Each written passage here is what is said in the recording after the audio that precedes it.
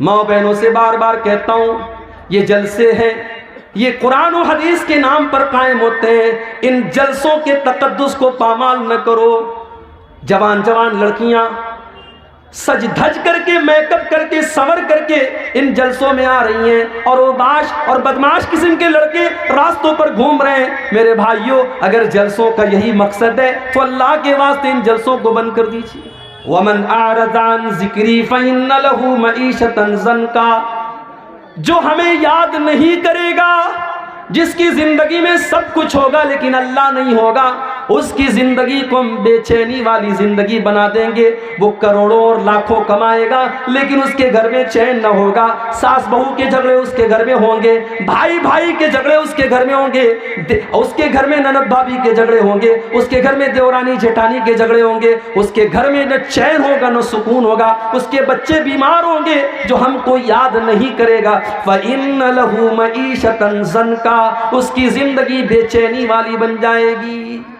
आज आप रात रात भर मोबाइल के ऊपर गंदे काम कर रहे हैं, क्या सोच करके कर रहे हैं?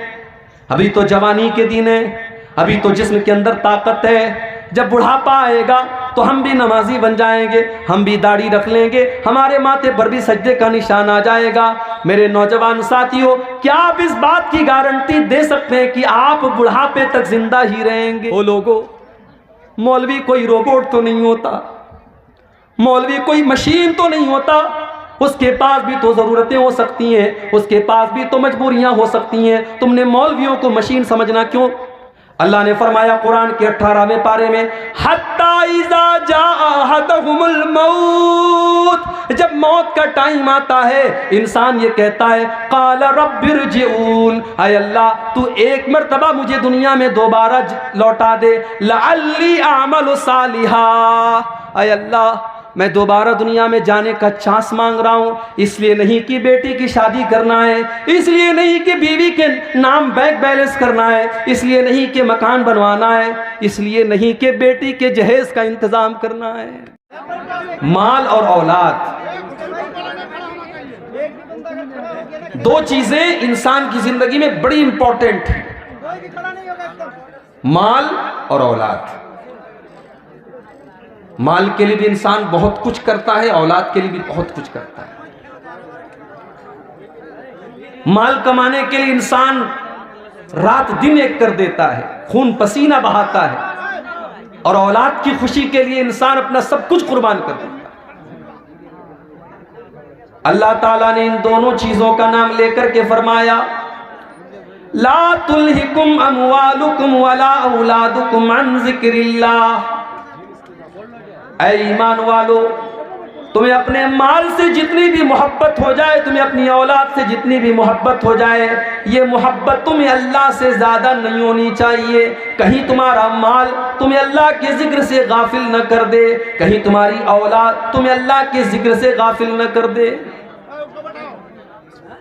इसको मिसाल से समझो।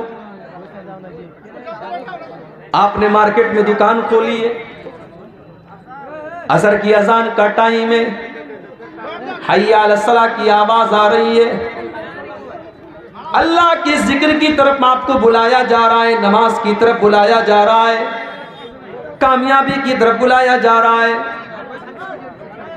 एक तरफ अल्लाह का जिक्र और नमाज है, और दूसरी तरफ आपकी दुकान है, आपका कस्टमर है, आपका प्रॉफिट है, आपका बिजनेस है। अब इम्तिहान है आपके सामने, 10 मिनट के लिए दुकान या तो बंद कीजिए, या फिर आप नमाज को कुर्बान कीजिए।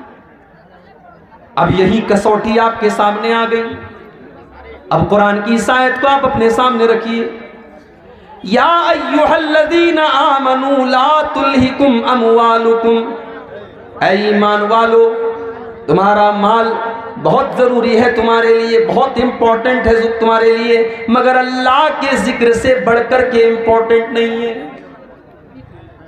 अगर अल्लाह ताला अपनी नमाज की तरफ तुमको बुला रहा है, अगर हय्या अलस सलाह की आवाज तुमको दी जा रही है, तो तुम्हारी दुकान बंद हो जानी चाहिए, तुम्हारा कारोबार बंद हो जाना चाहिए। यह है ईमान की निशानी। आप घर में हैं, बच्चों के साथ हैं, नमाज का टाइम आया, बच्चों को खिला रहे हैं आप, बच्चों से लाडो प्यार कर रहे हैं। नमाज का टाइम आया, अपने बीवी बच्चों को छोड़ करके, अपने परिवार को छोड़ करके आपको मस्जिद में जाना है, अल्लाह के जिक्र की तरफ जाना है। औलाद की मोहब्बत कहीं आपको अल्लाह के जिक्र से गाफिल न कर दे। नबी अकरम सल्लल्लाहु ताला अलैहि वसल्लम जुमा का खुतबा दे रहे हैं। अबू दाऊद की सही रिवायत है, आप जुमा का खुतबा दे रहे हैं और आपके दोनों नवासे हजरत हसन और हुसैन रजी अल्लाह ताला अन्हुमा मस्जिद के अंदर खेलते हुए चले आ रहे हैं। 4-5 साल के मासूम बच्चे लाल रंग का कपड़ा पहने हुए हैं, नबी के नवासे हैं, नबी के बेटे की तरह है, नबी अपने बच्चों की तरह इनसे प्यार करते थे। दोनों मस्जिद में नजर आए। इमाम कायनात ने मिंबर से देखा मेरे नवासे गिरते पड़ते फिसलते कूदते मस्जिद के अंदर दाखिल हो रहे हैं। हो लोगों, मेरे नबी को अल्लाह ने कोई औलादे नरीना से नहीं नवाजा। बेटे आपको पैदा हुए, सब बचपन में इंतकाल कर गए। यह भी एक बहुत बड़ा इम्तिहान था अल्लाह के नबी के लिए, और शायद हिकमत भी अल्लाह ताला की तरफ से ये थी कि अल्लाह ने अपने नबी के किसी बेटे को जवान होने नहीं दिया। कासिम पैदा हुए, बचपन में इंतकाल कर गए।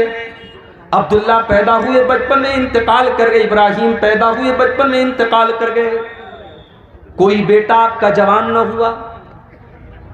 और अल्लाह ने कुरान में इसकी वजाहत भी कर दी, मा काना मुहम्मदुन अबा अहदिम मिर रिजालिकुम, मुहम्मद किसी मर्द के बाप नहीं है, उनकी औलाद में कोई मर्द नहीं है, उनकी औलाद में कोई ऐसा लड़का नहीं जो जवान हुआ हो, जो मर्द हुआ हो। दुनिया वालों को यह मैसेज भी दिया गया, ओ लोगों, ये मेरा आखिरी नबी है, ये सबसे महबूब मेरा बंदा है, मगर हमारे फैसले के आगे मेरे नबी भी मजबूर है, मेरे नबी को भी मेरे फैसले के आगे कोई इख्तियार नहीं है। मैं ना चाहूं तो मेरे नबी को कोई बेटा नहीं है। मैंने चाहा तो 4-4 बेटियां मैंने दे दी, और मैंने नहीं चाहा तो कोई एक बेटा भी मेरे नबी का जवान न हुआ। मक्के वालों ने ताना भी दे दिया, ऐ मोहम्मद, आपके बाद तो आपकी कोई नस्ल नहीं चलेगी। भाई दुनिया में इसी को तो बड़ी अहमियत दी जाती है। अगर किसी को लड़का ना हो, किसी को सिर्फ बेटियां हो, तो लोग ताना देते हैं कि इसकी तो नस्ल नहीं चलेगी, इसका तो वंश नहीं चलेगा। ये ताना कोई नया नहीं है, ये ताना तो 1400 साल पुराना है। ये ताना तो अल्लाह के नबी को भी दिया गया, ऐ मोहम्मद, आपकी तो नस्ल न चलेगी, आपके तो कोई औलाद नरीना आपको नहीं, आपको तो कोई बेटा ही नहीं है, आपको कौन याद करेगा। हो लोगों, हमारी माँ को कोई गाली देता है तो हम जवाब देते हैं, हमारे बाप को कोई बुरा भला कहता है तो हम जवाब देते हैं। अल्लाह को अपने नबी से कितना प्यार है, अल्लाह को अपने नबी से कितनी मोहब्बत है। जब नबी को बुरा भला कहा गया, जब नबी को ताना दिया गया, अल्लाह ने कुरान की आयतें नाजिल फरमा दी, अल्लाह ने अपने नबी का जवाब दिया, इन्ना आतैनाकल कौसर फसल्लि लिरब्बिका वन्हर इन्ना शानिअका हुवल अबतर। ऐ नबी, कौन कहता है कि आपके बाद आपका नाम न लिया जाएगा। इन्ना आतैनाकल कौसर, ऐ नबी, कल कयामत का दिन होगा, अहले ईमान आपके पास आएंगे, जब तक आपके हाथ से वो कौसर का जाम न पी लेंगे वो जन्नत के अंदर दाखिल न होंगे।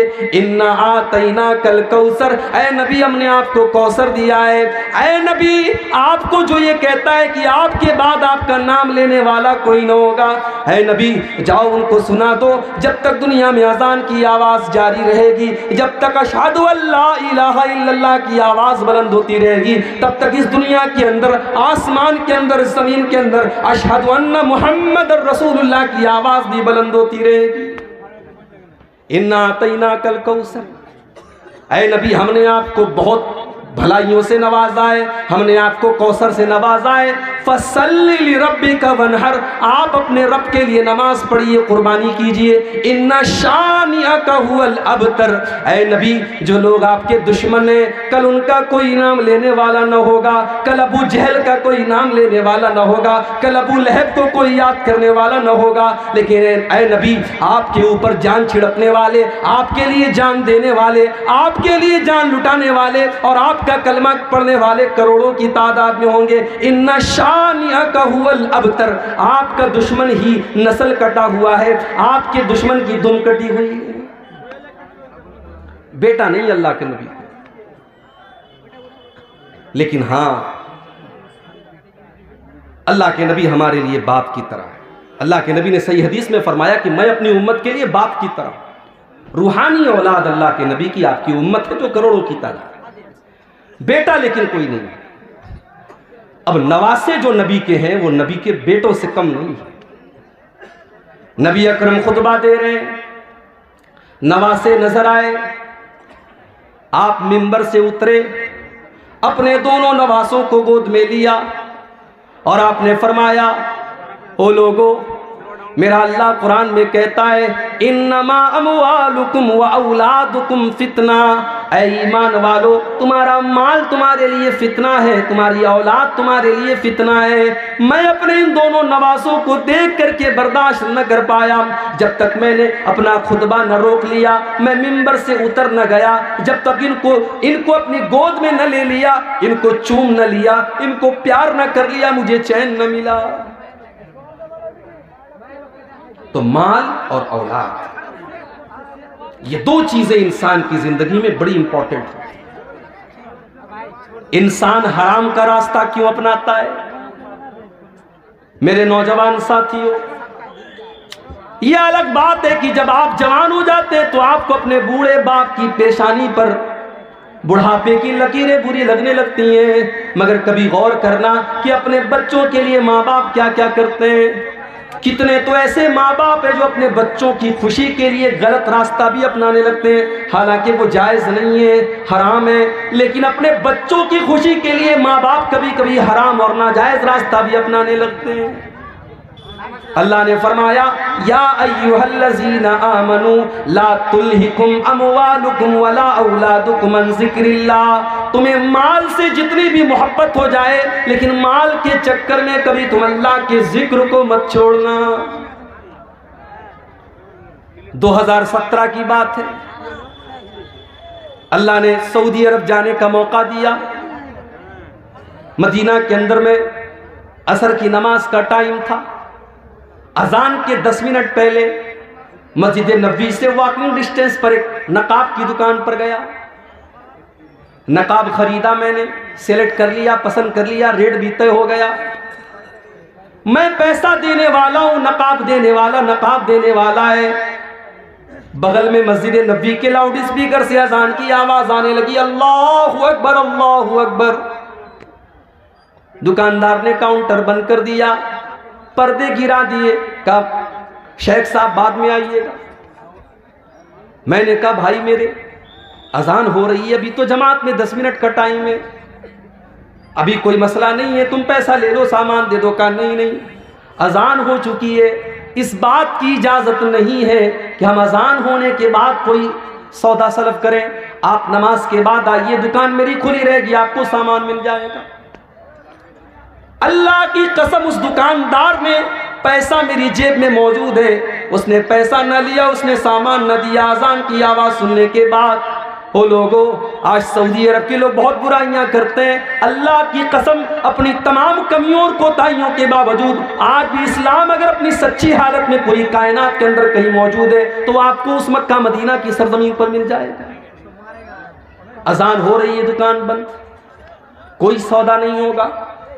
मुझे कुरान की वो आयत याद आ गई, रिजालुल्ला तुल्हीहिम तिजारतुन वला बैउन अन ज़िक्रिल्लाहि व इकामिस्सलाह। मेरे नेक बंदे तो वो हैं, मेरे नेक बंदे तो वो हैं, मेरे अल्लाह वाले बंदे तो वो हैं, उनका कारोबार कभी उनको नमाज से नहीं रोकता, उनकी तिजारत उनको कभी नमाज से नहीं रोकती।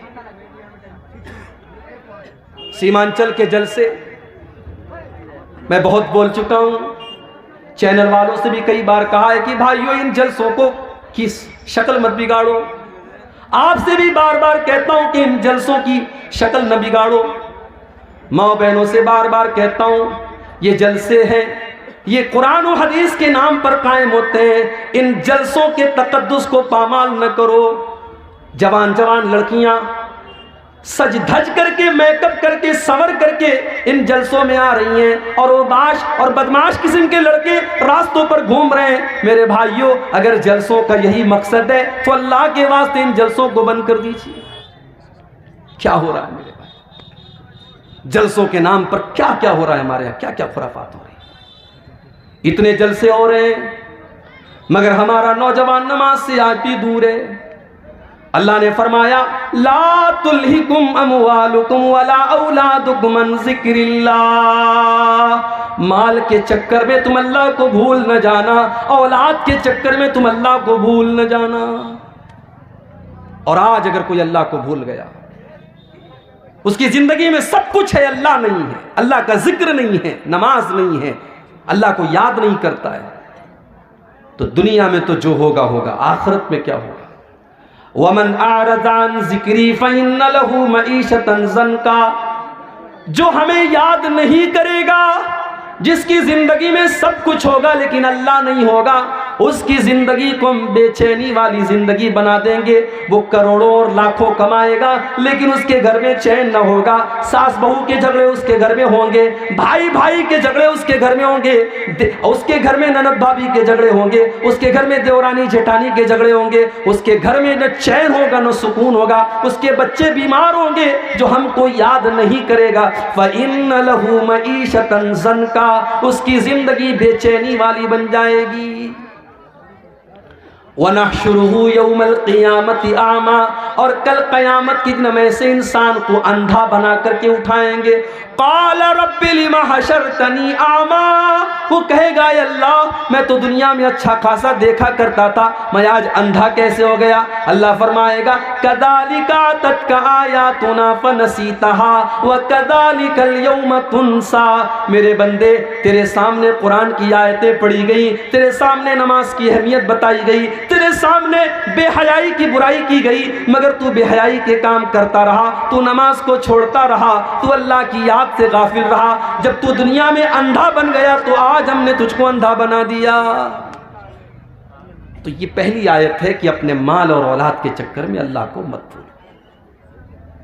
वमन यफ़अल ज़ालिका। और जो माल के चक्कर में अल्लाह को भूल जाएगा, जो औलाद के चक्कर में अल्लाह को भूल जाएगा, फ़उलाइका हुमुल ख़ासिरून। उससे ज्यादा घाटे का सौदा कोई नहीं कर रहा है। हम ये समझ रहे हैं कि साहब हम दुकान कर रहे हैं नमाज छोड़ करके, हमारी दुकान में बड़ी बरकत हो रही, बड़ा पैसा आ रहा है। नहीं, पैसा तो आ रहा है मगर आप घाटे का सौदा कर रहे हैं। जानते हो फायदे का सौदा किसको कहते हैं? आओ एक मिसाल आपको देता हूं, फायदे का सौदा किसको कहते हैं। अल्लाह के नबी अपने सहाबा के साथ बैठे हुए, एक सहाबी आते, अय अल्लाह के नबी, मैं अपने बाग की चहार दीवारी कर रहा हूं, मेरा खजूरों का बाग है, मैं उसकी बाउंड्री कर रहा हूं, और बाउंड्री करने में मेरे पड़ोसी का एक खजूर का पेड़ आ रहा है, मैं उससे कह रहा हूं कि ये खजूरों का पेड़ तुम मुझे दे दो, लेकिन वो मुझे देने को तैयार नहीं है। नबी अकरम ने उसको बुलाया, कहा भाई अपने बाग की बाउंड्री कर रहा है, तुम्हारा एक पेड़ इसकी बाउंड्री के रास्ते में आ रहा है, तुम अपने पेड़ की जो मुनासिब कीमत है दे दो। उसने कहा नहीं, मैं नहीं दे सकता। उसने कहा मैं ये पेड़ नहीं दे सकता। अल्लाह के नबी ने फरमाया कि तो बताओ तुम्हें क्या चाहिए। उसने कहा हाँ, अगर इस एक खजूर के पेड़ के बदले में मुझे पूरा एक बाग दे दिया जाए तो मैं वो बाग के बदले में मैं एक खजूर का पेड़ दे दूंगा। नबी अकरम ने अपने सहाबा से कहा, ऐ मेरे सहाबा, कोई है जो इस पेड़ को खरीद ले, मैं उसको जन्नत की गारंटी देता हूं, इससे बेहतर खजूरों का बाग उसको जन्नत में मिलेगा। कोई है अल्लाह का बंदा जो अपना खजूरों का बाग इसको दे दे और इसका ये पेड़ खरीद ले। एक सहाबी खड़े हो गए, उनका नाम था अबू दहदा।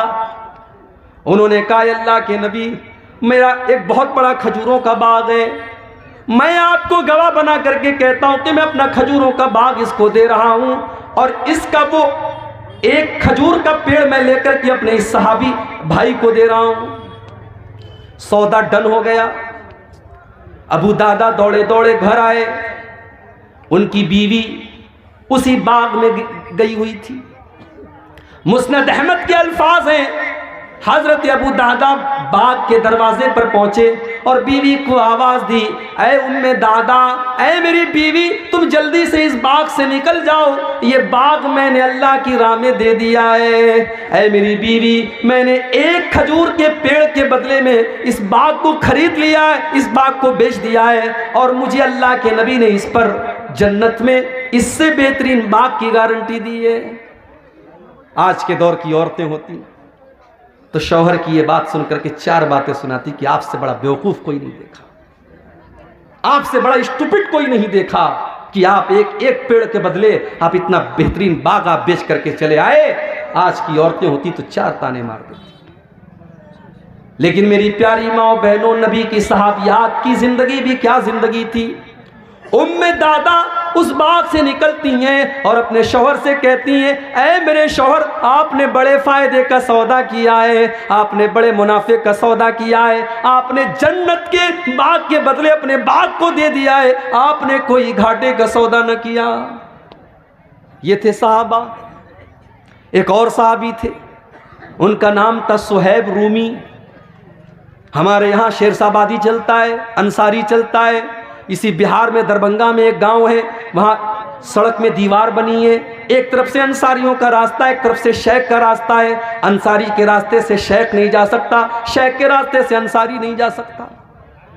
हम तो बिरादरियों में बटे हुए हैं, ठीक है, बिरादरी है तो है, लेकिन बिरादरी कोई फख्र की चीज नहीं है। शेरशाबादी ये सोचे मैं शेख और अंसारी और खान से अच्छा हूं, खान ये सोचे मैं अंसारी से बेहतर हूं, अंसारी ये सोचे मैं फला से बेहतर हूं, ये इस्लाम की तालीम नहीं है। इन्ना अक्रमकुम इंदल्लाहि अत्काकुम, बिरादरी की बुनियाद पर किसी को कोई इज्जत हासिल नहीं है।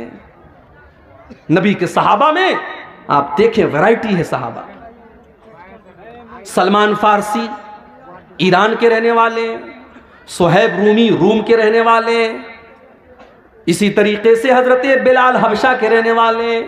कोई गोरा है, कोई काला है, कोई ईरान का है, कोई हबशा का है, लेकिन नबी के सारे सहाबा दर्जे में और मकाम में सहाबी होने के एतबार से बराबर हैं, सहाबी होने के एतबार से बराबर हैं। हजरत बिलाल तो गुलाम थे, उनको हजरत अबू बकर ने खरीद करके आज़ाद किया था, और हजरत उमर कहा करते थे, आका सैयदना सैयदना, बिलाल भी हमारा आका और अबू बकर भी हमारा आका, हमारे आका ने हमारे आका को खरीद करके आज़ाद किया। बंदो मोहताज गनी एक हुए, तेरे दरबार में पहुंचे तो सभी एक हुए।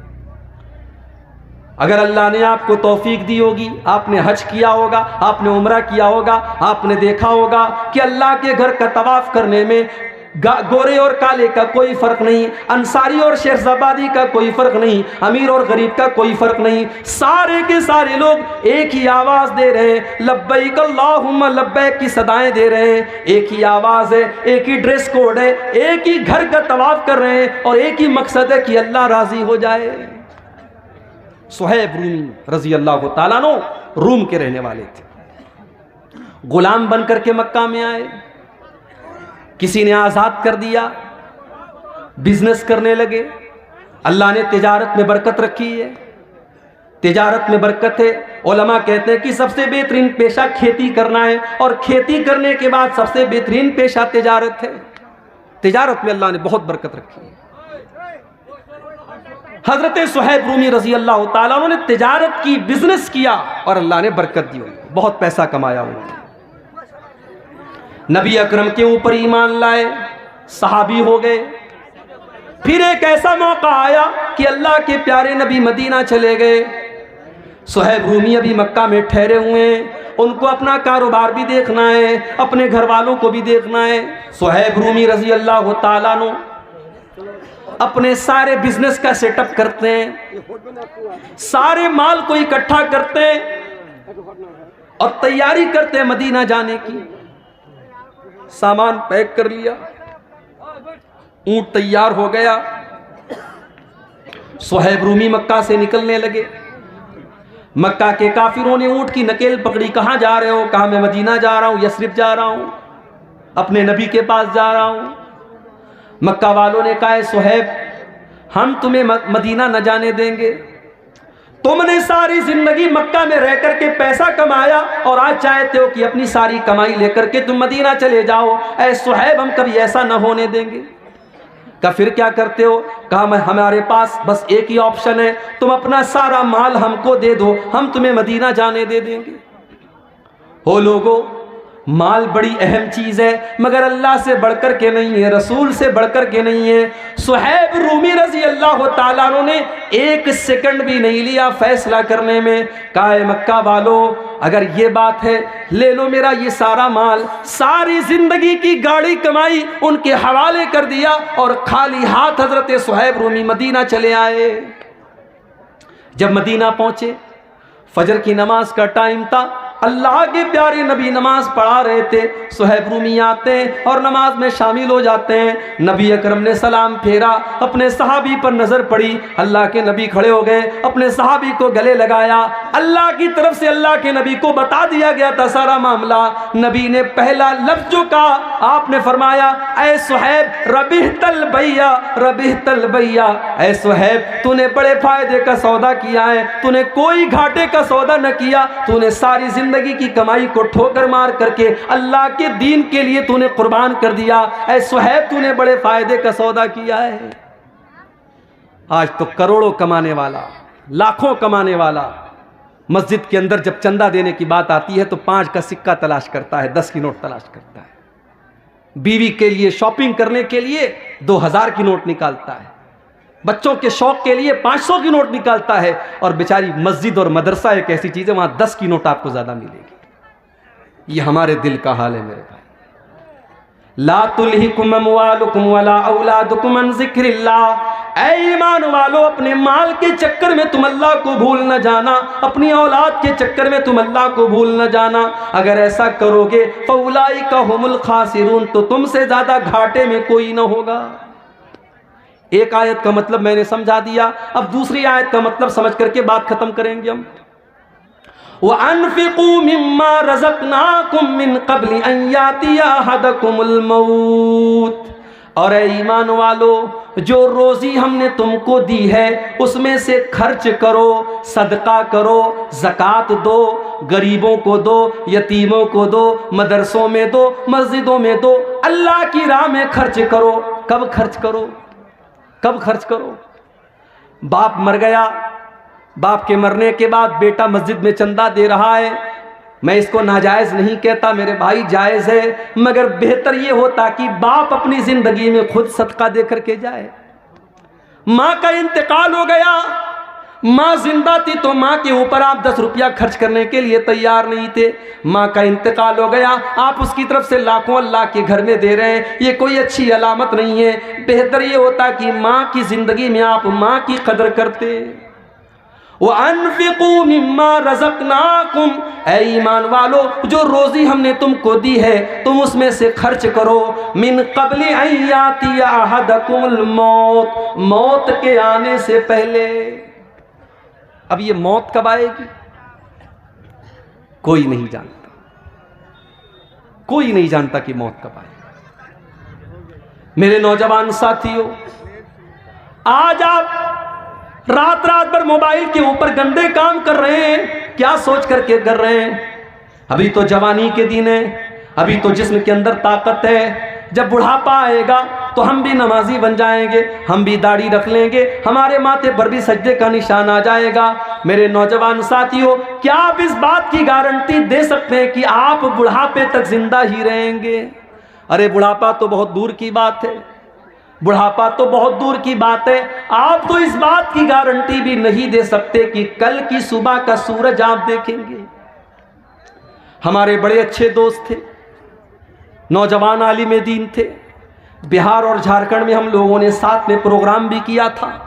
हमारे उत्तर प्रदेश के रहने वाले थे मौलाना अब्दुल रहमान साजिद सल्फी, हमारे बनारस से जामिया सल्फिया से उन्होंने पढ़ाई भी की थी। मुंबई के अंदर कुरला में एक मस्जिद के इमाम थे, बहुत अच्छे मुकर्रिर थे और बहुत अच्छे इंसान थे, खूबसूरत भी थे, खूबसीरत भी थे। अभी पिछले हफ्ते की खबर है, मौलाना अब्दुल रहमान साहब एक प्रोग्राम में पूना जाते हैं, वहां पे तकरीर करते हैं अल्लाह ताला की तौहीद के बारे में, उसके हुकूक के बारे में। तकरीर करने के बाद रात ही में वो मुंबई के लिए चलने लगते हैं, क्योंकि वो एक मस्जिद के इमाम हैं और मस्जिद की कमेटी ने ये कह करके रखा है कि आपको हर हाल में फजर की नमाज में रहना है। ओ लोगों, मौलवी कोई रोबोट तो नहीं होता, मौलवी कोई मशीन तो नहीं होता, उसके पास भी तो ज़रूरतें हो सकती हैं, उसके पास भी तो मजबूरियां हो सकती हैं। तुमने मौलवियों को मशीन समझना क्यों शुरू कर दिया है? बंद कर दो मौलवियों को मशीन समझना। मदरसों में पढ़ाने वाले मौलवियों को आपने 5-5 हजार रुपये की तनख्वाह भर रखा। अरे 5 हजार की तो लोग चाय और पान खा जाते हैं, पी जाते हैं। 5 हजार में वो मौलवी किस तरीके से अपने बच्चों का पेट पालेगा? कभी आपने सोचा? वो बेचारा 10 साल तक मदरसे की पतली दाल पी करके और बगैर छिला हुआ आलू खा करके उसने मदरसे में पढ़ाई की, लोगों के दरवाजों पर भिखारी बन करके जागीर का खाना उसने खाया, और आज जब वो आलिम दीन बन करके आया, आपने 5 हजार में और 7 हजार में उसको मस्जिद का इमाम बनाया। शर्म आनी चाहिए। मस्जिद के इमाम से ज्यादा तो मोहल्ले में झाड़ू लगाने वाले की और सफाई करने वाले की तनख्वाह है। शर्म आनी चाहिए। और उसके बाद इतनी पाबंदी है कि साहब पूरा मोहल्ला मस्जिद में नजर ना आए। अगर इमाम बेचारा किसी दिन फजर में नहीं आया, मौलवी साहब आप फजर में नजर नहीं आए, पूरा एक नमाजी जब तक पूछ न ले और तहकीकात न कर ले तब तक मौलवी को नहीं छोड़ेगा। उसके पास भी तो जरूरतें हो सकती हैं मेरे भाई। और एक बहुत बड़ा फितना यह भी है, आपने इमाम साहब के लिए कमरा बनवाया, बड़ा एहसान किया। बड़े एहसान के साथ लोग कहते हैं हमारे यहाँ इमाम साहब के लिए कमरे का भी इंतजाम है। कैसा कमरा है? छोटी सी कोठरी है। बेचारा इमाम सर एक दीवार में उसका टकरा रहा है तो पैर दूसरी दीवार में टकरा रहा है। इतना बड़ा कमरा होता है इमाम साहब का कि वो मुर्गी का दरबा भी उससे बड़ा होता है। वो बेचारा फैमिली लेके नहीं रह सकता। उसकी बीवी बेचारी जिंदगी भर शादीशुदा होने के बाद भी अपने शौहर से दूर रहे। ओ लोगों, तुमने इन मौलवियों की जिंदगी को ऐसा क्यों बना दिया? मदरसों में पढ़ाने वाले टीचरों के लिए आपने फैमिली क्वार्टर का इंतजाम क्यों न किया? कल अगर उस मौलवी के कदम बह के, उस इमाम के कदम बह के, उस खतीब के कदम बह के, उस टीचर के कदम बह के, वो तो गुनहगार होगा ही होगा। हम और आप भी कम गुनहगार न होंगे। हमने उनको अपनी फैमिली से दूर करके बहुत बड़ी आजमाइश में डाला है। यहाँ पे बहुत सारी मस्जिदों के जिम्मेदार भी होंगे, मदरसों के जिम्मेदार भी होंगे। मैं अल्लाह का वास्ता देकर के आपसे कहता हूँ कि आप अपने इदारे में पढ़ाने वाले टीचरों के लिए ऐसी जगहों का इंतजाम करिए कि वो फैमिली के साथ रहें। आप मस्जिदों के इमामों के लिए फैमिली क्वार्टर का इंतजाम कीजिए। आपको अगर अपने बीवी बच्चों के साथ रहने का हक है तो उस मौलवी को भी पूरा पूरा हक है मेरे भाई। सरकारी टीचर मर जाए, उसकी बीवी को सरकारी नौकरी मिल जाती है।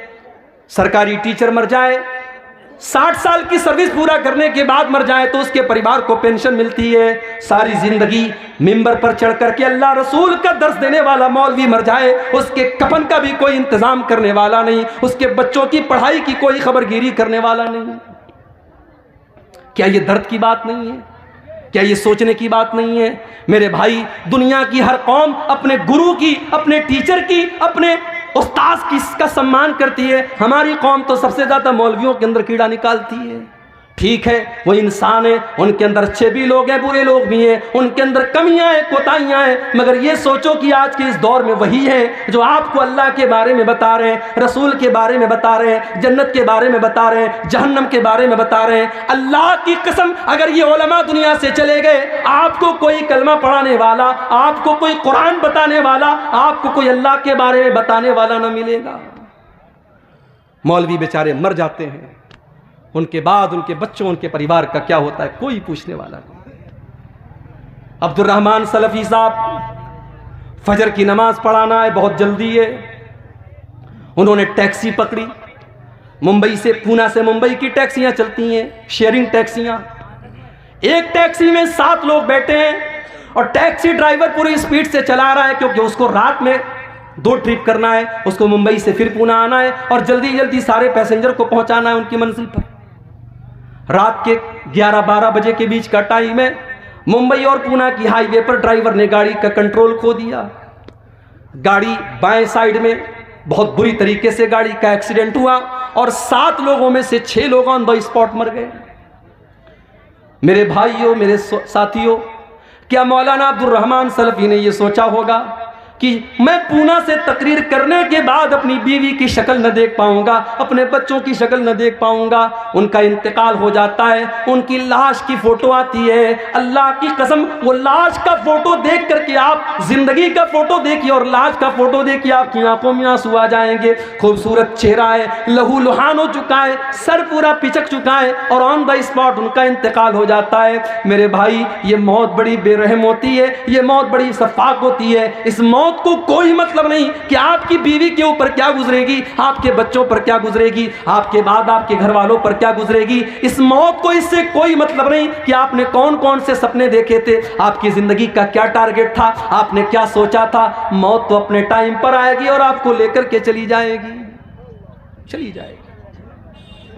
वअन्फिकू मिम्मा रज़क़नाकुम मिन क़ब्लि अन यातिया अहदकुमुल मौत। ऐ ईमान वालो, हमने तुमको जो रोजी दी है तुम उसमें से खर्च करो इसके पहले कि मौत आ जाए। फ़यक़ूल रब्बी लौला अख़रतनी इला अजलिन क़रीब। और जब मौत आ जाएगी तो इंसान कहेगा, ऐ अल्लाह थोड़ा सा मौका और दे देता, थोड़ा सा टाइम और दे देता। ऐ अल्लाह बहुत पैसा मेरे बैंक में रखा हुआ था, मैं तेरी राह में सदका कर देता। ऐ अल्लाह मैं तेरे रास्ते में दे देता।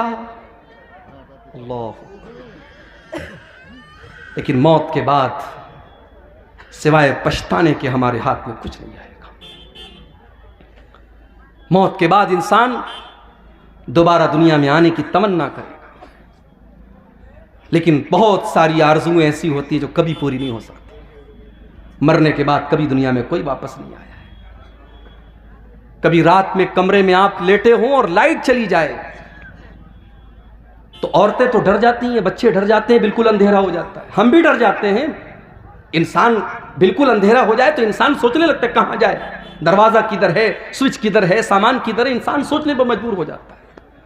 ओ लोगों, जब रात में कभी आप कमरे में तन्हाई में होते हैं और लाइट चली जाए, अंधेरा हो जाए, क्या आप उस वक्त के बारे में नहीं सोचते जब आप अपनी कब्र में होंगे और वहां भी उससे ज्यादा अंधेरा होगा और वहां पर आपको बचाने वाली कोई बीवी न होगी, वहां पर आपको बचाने वाले कोई माँ बाप न होंगे, कोई रिश्तेदार न होगा। उस मौत के बारे में, उस कब्र के बारे में हम क्यों नहीं सोचते?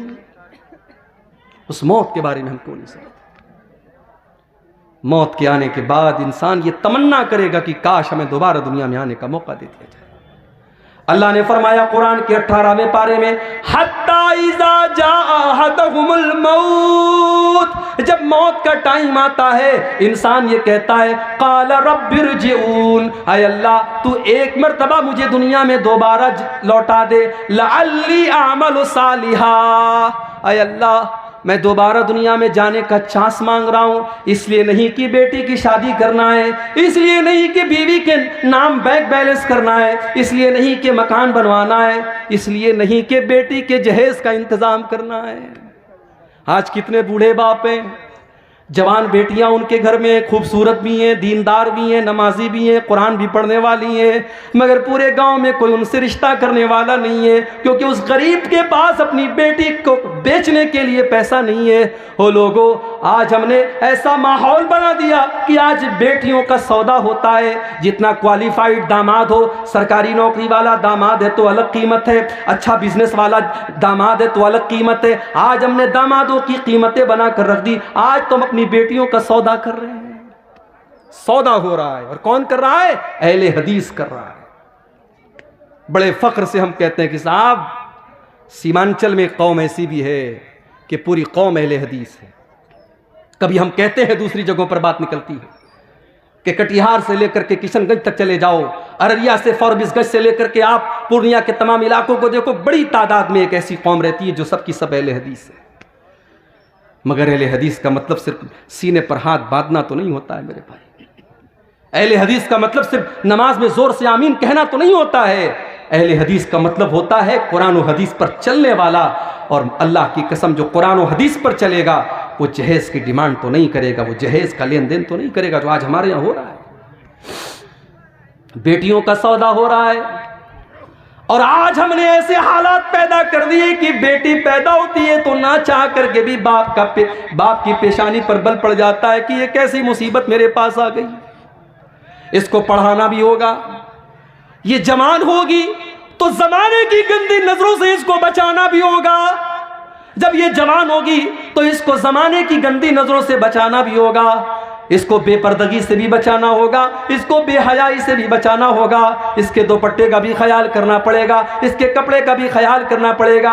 और जब बड़ी मुश्किल से ये जवान हो जाएगी तो फिर इसके लिए जहेज का इंतजाम करना पड़ेगा। इंसान के दिल में ये ख्याल आ ही जाता है कि अल्लाह ये कौन सी मुसीबत हमारे घर में आ गई, इससे तो बेहतर था कि मुझे बेटा हो जाता।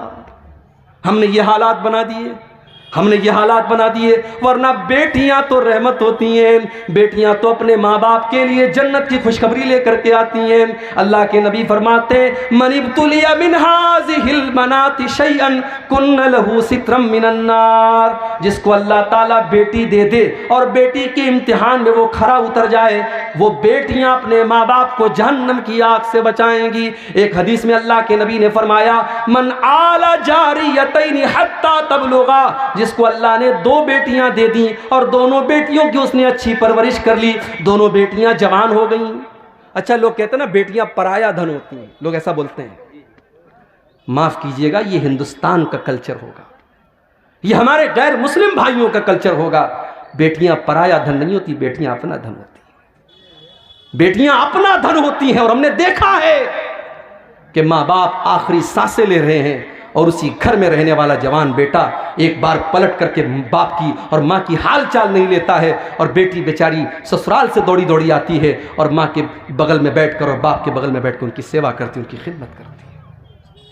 बेटियों को पराया धन समझने की ये ज़हनियत निकाल दो मेरे भाई। बेटियां हमेशा अपनी होती, और जिसको अल्लाह ने 2 बेटियां दे दी, और अल्लाह के प्यारे नबी कहते हैं कि जिसने उन दोनों बेटियों की परवरिश कर ली, यहां तक कि वो दोनों बेटियां जवान हो गईं, तो कयामत के दिन वो इंसान इस हाल में आएगा। अल्लाह के नबी ने अपनी दोनों उंगलियों से इशारा करके फरमाया कि जैसे ये दोनों उंगलियां एक दूसरे के साथ मिली हुई हैं, लगी हुई हैं, बेटियों की परवरिश करने वाला वो बाप, वो माँ कल कयामत के दिन जन्नत में मेरे साथ इस तरीके से रहेगा जो जैसे ये दोनों उंगलियां एक दूसरे से मिली हुई। मगर हमने जहेज की इस रस्म की वजह से हमने आज बेटियों को बोझ बना दिया। और अफसोस की बात तो यह है कि मौलवी हजरात के यहाँ भी जहेज लिया जा रहा है। मौलवी भी अपने बेटे की शादी पर जहेज ले रहा है और मौलवी भी अपनी बेटी की शादी पर जहेज दे रहा है। जहेज देना मजबूरी हो सकती है, लेना मजबूरी नहीं हो सकती। अगर आप ले रहे हैं इसका मतलब कि आप उस चीज को जायज समझ रहे हैं मेरे भाई। आप अपनी गैरत का और अपनी इज्जत का जनाजा खुद निकाल रहे हैं। शादी के पहले दिन जिस बेड के ऊपर आप सोते हैं वो बेड आपको ससुराल से मिल रहा है। जो शेरवानी पहन करके आप निकाह पढ़ रहे हैं वो शेरवानी भी ससुराल के पैसे से मिल रही है। जो खूबसूरत टाइटन की घड़ी आपने 3-4 हजार की लगाई है वो भी आपको ससुराल से मिली है। तो आप किस टाइप के मर्द हैं? आपके हाथों में तो 2-4 चूड़ियां पहना दी जानी चाहिए, आपको तो खातून का लक़ब मिल जाना चाहिए। सोचिए मेरे भाई, इस जहेज ने हमारे नौजवानों को काहिल बना दिया। मैं कहता हूं मेरे नौजवान साथियों, तुम अगर ये तय कर लो अपनी कमाई से, अगर बेहतरीन बेड न हुआ, एक मामूली बिस्तर पर और एक मामूली चटाई पर अपनी बीवी के साथ हम गुजार लेंगे। जब अल्लाह ताकत दे देगा हम मसेरी का इंतजाम कर लेंगे। अगर तुम ये सोच लो ठीक है हमारे घर में फ्रिज नहीं आएगा, जब अल्लाह तौफीक देगा हम फ्रिज खरीद लेंगे, तब तक हम घड़े के ठंडे पानी से काम चला लेंगे। ठीक है हमारे घर में बाइक नहीं है, हम साइकिल की सवारी कर लेंगे, जब अल्लाह ताकत देगा हम 4 व्हीलर ले लेंगे। ये मिजाज बना लो, ये ज़हन बना लो, अल्लाह की कसम अल्लाह आपको बरकत देगा। लेकिन ये जहेज की रस्म तकरीरें करने से खत्म नहीं होगी, अमल करने से खत्म होगी। जब आप ये सोच लेंगे कि हाँ इस रस्म ने आज समाज की बेटियों की शादी को मुश्किल बना दिया। बेटी जवान होती है 20 साल की उम्र में, बेटा जवान होता है 20 साल की उम्र में, और इस जहेज की रस्म की वजह से और शादी ब्याह की इन रस्मों की वजह से आज बेटियां 30-30 साल को क्रॉस कर रही हैं, बेटों की उम्र 25-30 साल के पार हो रही है। इतनी उम्र होने के बाद उनकी शादी हो रही है। मेरे भाइयों, इतनी उम्र तक अगर उनसे कोई गुनाह हो जाए तो उसका जिम्मेदार कौन होगा? और आज तो हालात आप देख रहे हैं। अबुल कलाम साहब शायद बयान करेंगे, उन्होंने मुझसे कहा था आफताब और श्रद्धा का मामला आपके सामने है। कोई पहला केस तो नहीं है इस देश का, इसके पहले भी ऐसे केस आए कि जालिम शौहर ने बीवी के टुकड़े टुकड़े कर दिए, जालिम बीवी ने अपने शौहर के साथ बेवफाई करके गला रेत दिया, उसके बदन के टुकड़े कर दिए। मगर वहां मीडिया को मसाला नहीं मिलता था, यहां मीडिया को मसाला मिल गया क्योंकि नाम साथ में आफताब का आ गया। फेसबुक के ऊपर नॉर्मल पोस्टों में कमेंट आता है कि मुसलमान से शादी करने के पहले देख लेना उसके घर में फ्रीजर तो नहीं है, कहीं तुम्हारे भी बदन के 36 टुकड़े ना करते। मेरे प्यारे साथियों, सबकी जड़ यह है कि आज हमने इस्लाम को बालाए ताक रख दिया, वरना ये इस्लाम की तो तालीम ही नहीं है कि लड़का और लड़की बगैर निकाह के साथ में रहे। भारत का कानून इजाजत देता है कि लड़का लड़की बगैर निकाह के साथ में रह सकते हैं, इसको लिव इन रिलेशनशिप कहा जाता है। मगर इस्लाम की नजर में ये जिना है, इस्लाम की नजर में ये बदकारी है, इस्लाम इसकी इजाजत नहीं देता। अरे इस्लाम तो इस बात की भी इजाजत नहीं देता कि निकाह के टाइम आपके दिल में यह मकसद हो कि मेरा मकसद सिर्फ अपनी सेक्सुअल डिजायर्स को पूरा करना है, अपनी जिस्मानी ख्वाहिशात को पूरा करना है। अगर सिर्फ ख्वाहिश को पूरा करने के लिए आप निकाह कर रहे हैं तो माफ कीजिए, निकाह का ये मकसद नहीं है। अल्लाह ने कुरान में फरमाया मुहसिनीना गैर मुसाफिहीना, निकाह का मकसद घर बसाना है। आप घर बसाने के लिए निकाह कर रहे हैं, उस लड़की को आप घर में ला रहे हैं ताकि एक नया परिवार बसाएं, एक नया घर बनाएं। तो जहेज की इस रस्म की वजह से भी आज समाज में बड़ी बुराइयां हो रही। अल्लाह ने फरमाया कि इसके पहले की मौत आ जाए, इसके पहले की मौत आ जाए तुम अल्लाह के रास्ते में खर्च करो। जब मौत आ जाएगी तो तुम ये कहोगे कि अय अल्लाह, काश तो मुझे थोड़ा सा वक्त और दे देता ताकि मैं तेरी राह में सदका और खैरात करता। अल्लाह ने फरमाया वलन युअख्खिरल्लाहु नफ्सन इज़ा जाअ अजलुहा, लेकिन जब मौत का टाइम आ जाएगा तो एक सेकंड भी किसी को मोहलत नहीं मिलेगी, एक सेकंड भी किसी को मोहलत नहीं मिलेगी। ईमान तो फिरौन भी लाया था, जी हां, फिरौन भी ईमान लाया था। कब लाया था? जब मौत को सामने देख लिया। जब फिरौन डूबने लगा तो फिरौन ने कहा आमनतु बिल्लज़ी आमनत बिही बनु इसराइल, मैं उस अल्लाह के ऊपर ईमान लाता हूं जिस अल्लाह के ऊपर बनी इसराइल ईमान रखते हैं। अल्लाह ने फरमाया आल आना वक़द असैत मिन क़ब्लु, ऐ फिरौन तू अब जा करके ईमान ला रहा है, अब तेरे ईमान लाने का क्या फायदा, तेरी सारी जिंदगी तो गुनाहों में गुजरी है। मेरे नौजवान साथियों, मौत अपने वक्त पर आएगी और आपको मोहलत नहीं देगी। एक आखिरी वाकया बयान करके बात खत्म कर रहा हूं। मुझे अभी फौरन निकलना है पूर्णिया के लिए, ट्रेन पकड़नी है, कल बनारस में प्रोग्राम है मेरा और वो अपने मोहल्ले का, अपने घर का प्रोग्राम है, वहां शामिल होना जरूरी है। एक आखिरी वाकया सुना रहा हूं, सऊदी अरब का सच्चा वाकया, वहां के आलिम दीन ने लिखा है। 3-4 नौजवान गाड़ी में बैठे और सऊदी अरब की सड़कें माशाअल्लाह बेहतरीन सड़कें हैं, पूरी स्पीड से गाड़ी चल रही है, पूरी स्पीड से गाड़ी चल रही है, एक्सीडेंट हो गया और 4 नौजवानों में से 3 नौजवान ऑन द स्पॉट इंतकाल कर गए, फौरन मर गए। एक नौजवान बच गया, आखिरी सांसें ले रहा है। ट्रैफिक पुलिस वाले, शुरतुल मरूर वाले उसके पास पहुंचे और उससे पूछा कि क्या हाल है तुम्हारा, तुम कहां जा रहे थे, क्या नाम है तुम्हारा।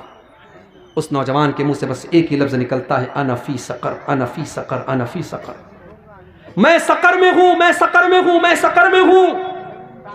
ट्रैफिक पुलिस वालों को इस बात का मतलब समझ में नहीं आया। ट्रैफिक पुलिस वालों ने उस इलाके के आलिम दीन से कांटेक्ट किया कि ये नौजवान लड़का आखिरी टाइम में आना फी सकर कह करके मर गया, इसका मतलब क्या है। आलिम दीन ने, मौलवी साहब ने कहा कि इसका मतलब तुम्हें कुरान के 29वें पारे में मिलेगा। कुरान का 29वां पारा उठाओ, अल्लाह फरमाता है जब जन्नती जन्नत में जाएंगे, जब जहन्नमी जहन्नम में जाएंगे तो जन्नती जहन्नमियों से पूछेंगे मा सलककुम फी सकर, तुम सकर के अंदर कैसे चले गए। सकर मतलब सकर मतलब बहुत खतरनाक गड्ढा। जहन्नम का एक नाम सकर भी है क्योंकि जहन्नम गड्ढे की तरह है, इंसान उसके अंदर गिरेगा, इसलिए जहन्नम का एक नाम सकर भी है। जन्नती जहन्नमियों से सवाल करेंगे, मा सलककुम फी सकर, तुम जहन्नम के अंदर क्यों चले गए? तो जहन्नमी क्या जवाब देंगे? क़ालू लम नकु मिनल मुसल्लीन, हम नमाज नहीं पढ़ा करते थे।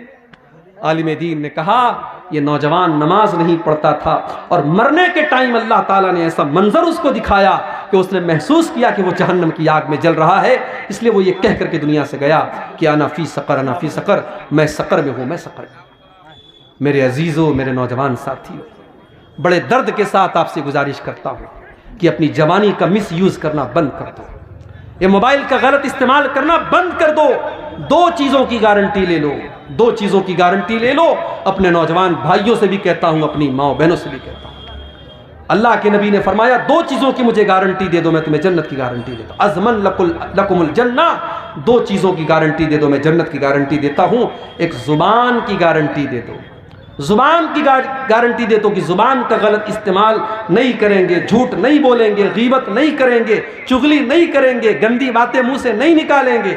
और दूसरे शर्मगाह की गारंटी ले लो कि ज़िना और बदकारी के करीब नहीं जाएंगे। ज़िना करना ये तो आखिरी गुनाह है, ज़िना के करीब ले जाने वाली चीज़ें। आप किसी गैर महरम लड़की से बात कर रहे हैं, आपको जितना भी कॉन्फिडेंस हो अपने ऊपर कि अरे मैं उस हद तक नहीं जाऊंगा, लेकिन आपने जिना के रास्ते पर अगर कदम रखा है तो इस बात का खतरा बहरहाल मौजूद है कि कल आप उस दलदल में फंस जाएंगे। तो इन दो चीज़ों की अगर हमको गारंटी दे दे मेरे भाइयों, तो अल्लाह के नबी कह रहे कि मैं तुम्हें जन्नत की गारंटी देता हूँ। ये चंद बातें थी इन दोनों आयतों के मुतालिक जो सूरह मुनाफिकून की आखिरी दो आयतें हैं। अल्लाह से दुआ है रब्बुल आलमीन हम सबको अपने अमाल की इस्लाह करने की तौफीक अता फरमाए।